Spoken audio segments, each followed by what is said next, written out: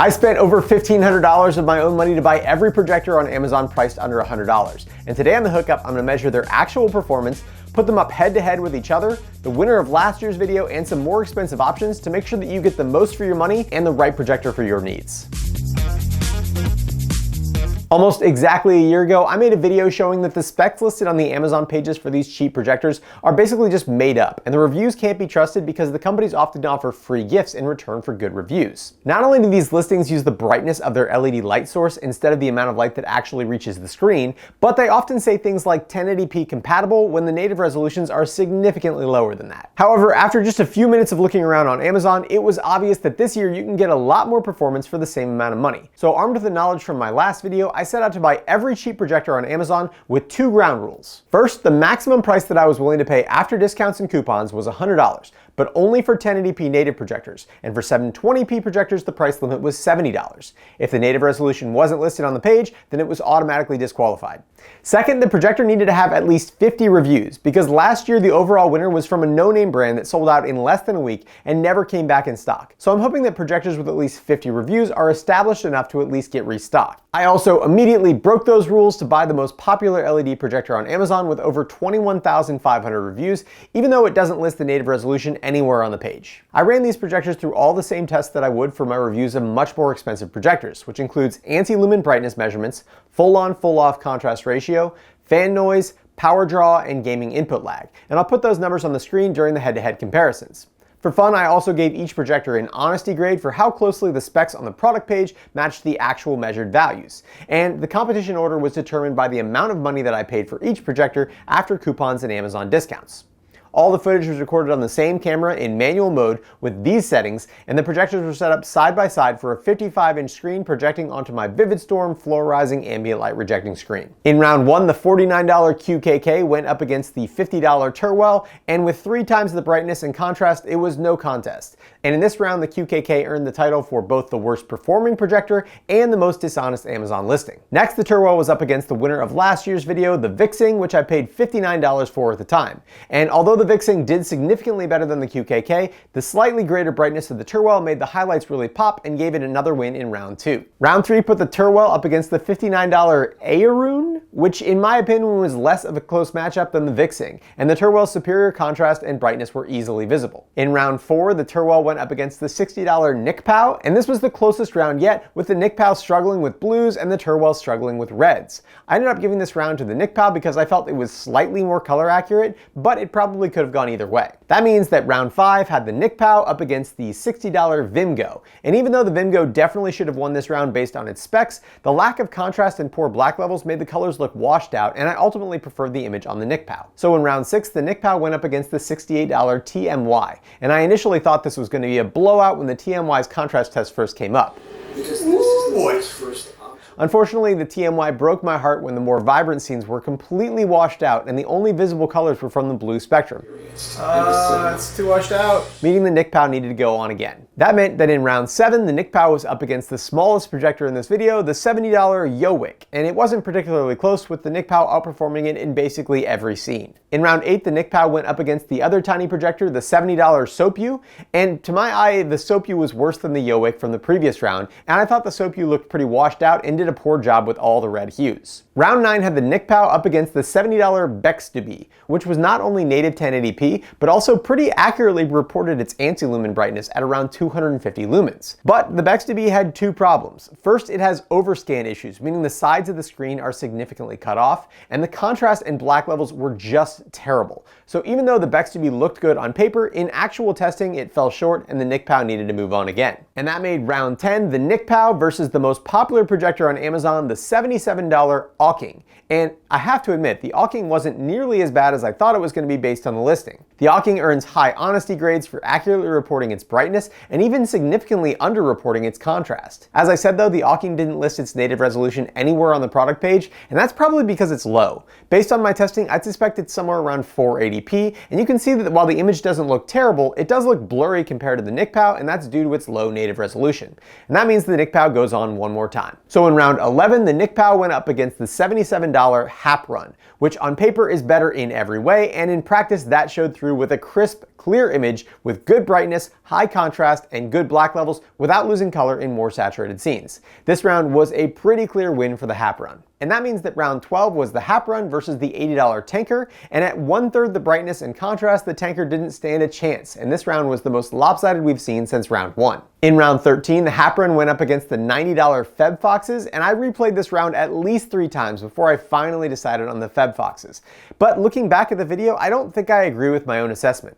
The Feb Foxes is a little brighter, but the Hap Run has better contrast and slightly more saturated colors. I did move the Feb Foxes onto the next round based on my in-person observations, but I'll still be including the Hap Run in my list of recommended projectors. Round 14 had the Feb Foxes up against a projector that I had already tested in my $100 to $200 projector video, but this time Hau dropped the price of their 1080p native projector down to $90. And at this price point, it's much more competitive, but it still wasn't enough to take down the Feb Foxes, which had better black levels and better contrast. So round 15 had the Feb Foxes up against what is as close to a name brand in LED projectors as you can get, the WIMIUS S4, which I paid $90 for. And I'm going to include it in this video, but my guess is that if you aren't watching this video within the first week of its release, the WIMIUS is either going to be sold out or not $90 anymore, because the pricing doesn't make sense when compared to the rest of the WIMIUS lineup.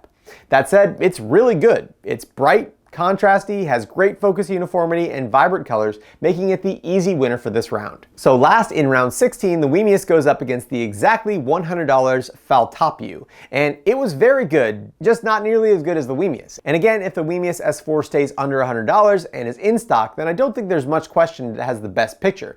But the Faltopu, Feb Foxes, and Hap Run are also very good. So let's talk a little bit more about what makes each of them different from each other. Starting with sound, here's a super quick sample.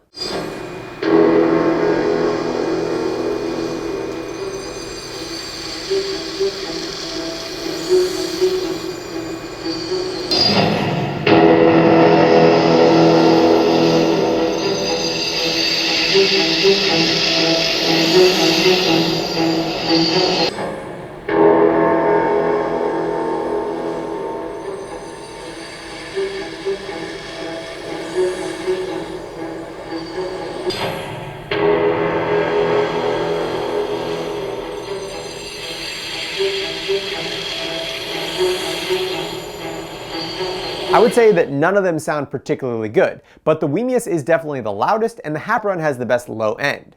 The Feb Foxes is a little bit too quiet, and the Faltopu had the worst sound of these 4 projectors, especially when paired with its very loud cooling fan. However, for all of them, an inexpensive pair of computer speakers plugged into the audio out port or connected via Bluetooth will give you a much better viewing experience. From a pure image quality standpoint, the WIMIUS is the clear winner for me with its consistently crisp, saturated images from its 259 ANSI lumens and 1100:1 contrast ratio.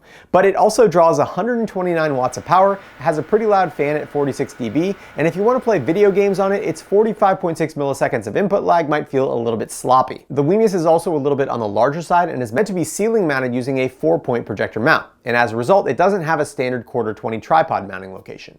The Hap Run, on the other hand, uses 40% less power at only 79 watts and has a significantly quieter fan measuring in at just 38 decibels. The picture on the Hap Run also isn't bad at all thanks to its great black levels and 1400:1 contrast ratio. And for video games, the Hap Run's 27.8 milliseconds of input lag is more than acceptable. And it even comes with a cheap 100-inch stretchy white screen. The biggest downside to the Hap Run is connectivity, which is limited to a single HDMI, RCA connections, 2 USB ports, and an audio out. If you want wireless mirroring for your phone or tablet, then the Feb Foxes and Faltopu both support Wi-Fi mirroring by either connecting to the projector's hotspot or by connecting the projector to your home network. As with all mirroring solutions though, they are of limited usefulness because copy-protected apps like Netflix and Disney Plus won't work, so you're mostly stuck with YouTube, TikTok, and Plex. And in those apps, I found that the Feb Fox's mirroring worked significantly better than the Faltopu, which had issues with lagging and stuttering. The Feb Fox's also has 2 HDMI ports, 2 USB, VGA, RCA, and audio out, making it by far the best when it comes to connectivity, and it also had the least amount of input lag for video games at 26.0 milliseconds.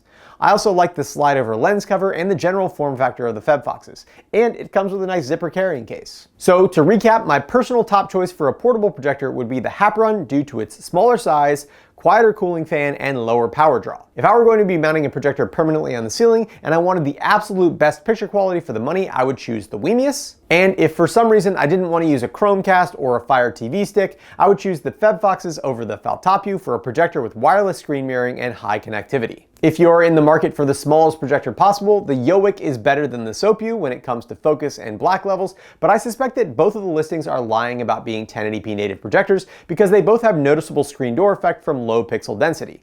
And the picture quality and brightness on both of them are significantly worse than the other 3 projectors that I recommended. Last, if you're willing to raise your budget to $200, the Nexigo PJ20 is a significant upgrade over all of these projectors, with 475 ANSI lumens and a 1900:1 contrast ratio.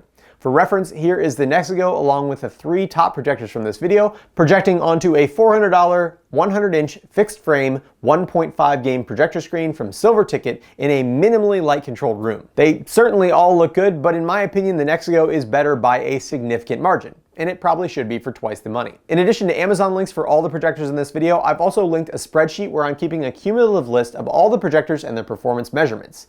If the top projector from this video sells out and doesn't get a restock, I will buy replacements until I can match or beat its performance and update the links.